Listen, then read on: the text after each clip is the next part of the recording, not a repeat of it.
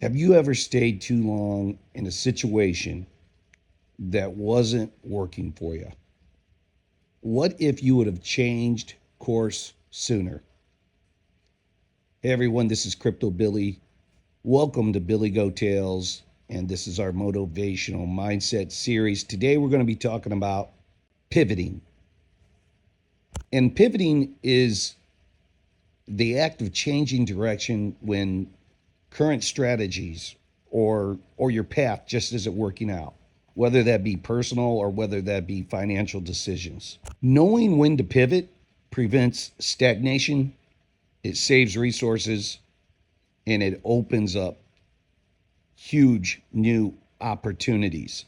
When you time pivoting correctly, it allows you to adapt to new circumstances. You're taking in new information, and it leads to growth and to fulfillment. It also prevents burnout or any type of regret from sticking to an unfulfilling path.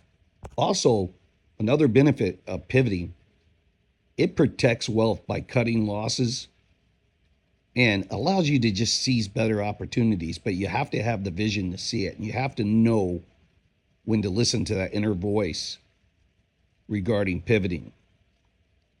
It can ensure financial strategies match changing markets and your changing personal needs, but you have to be able to identify it and listen to that inner voice.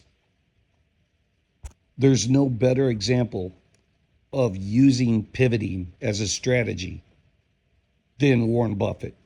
If you don't know the story, Warren Buffett began buying Berkshire Hathaway way back in like 1962, and I think he paid like $7.50 per share. But that was a textile company back then. He knew that industry was dying, so he took the cash flow and began to invest in other companies, mainly insurance companies. He shut down that textile company. I think it was all shut down by 1985. And it became really a holding company for insurance and stocks and other businesses. It worked because Buffett saw textiles had no future and pivoted into insurance, leveraging float, and just focusing on investments and return on investments. A move that he self-admittedly later said was one of the best moves he ever made. The reason everybody calls that a best move was because it was valued at like 2.3 billion, and like now it's worth over 50 billion. So yeah, that's a pretty good move, knowing when to pivot. Another great example by Warren Buffett, and you guys probably have heard of this one. This is one that is in a lot of business books. But Buffett used to follow a strategy where he would be buying undervalued, mediocre companies. And he pivoted.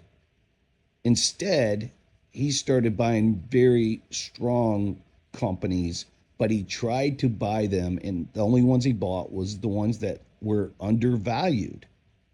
And we're going to do a whole segment on a proper valuation so you guys understand this.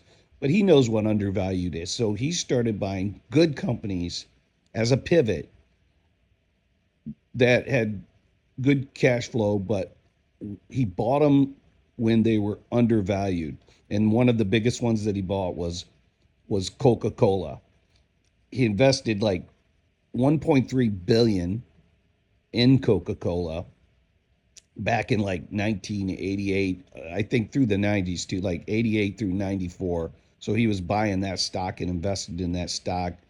And that was a pivot for him because Coca-Cola was a great company. So it was not a distressed company, but the valuation was low. And so today, his valuation of that company is 27.5 billion. So from like 1.3 billion to 27.5 billion.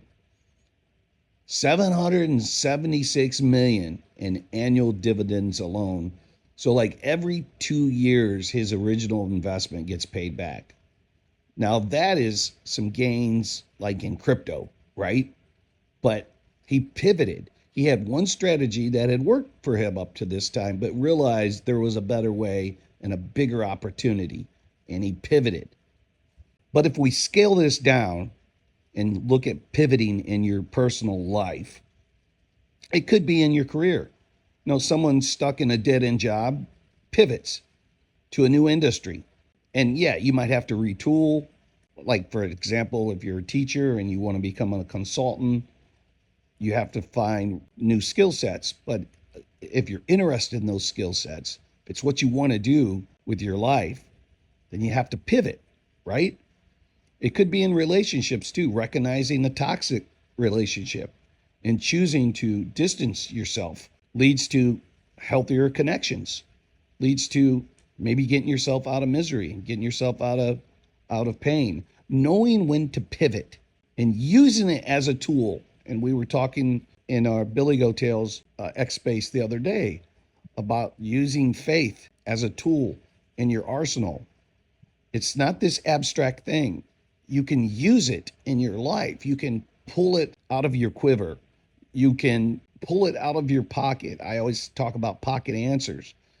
Having these things in your toolbox that you can use because you've mastered them. It's like the hunter that goes hunting almost every day. He takes care of his weapon. He cleans it. He makes sure it's lubed up. He makes sure it's working properly. He makes sure all the accessories are working properly. And the tools that we're giving you here at Billy Goat Tales are 10 cornerstones. And these tools that we talk about, such as pivoting, begin studying them. They can become very important in your life. They can help you win in life. All right, guys. Hopefully this helped you learn a little bit more about pivoting. We love you guys. And remember, we have an X Space every Tuesday, 9 p.m. Eastern Standard Time. And of course, our live stream on Billy Goat Tales right here on the YouTube channel, Givers Gain 111. Until next time, see you then. You can be tough, you can be hard. If you are not a giver, here's my card. There is only one way to win, one way to be well through loving and giving. There is nothing else.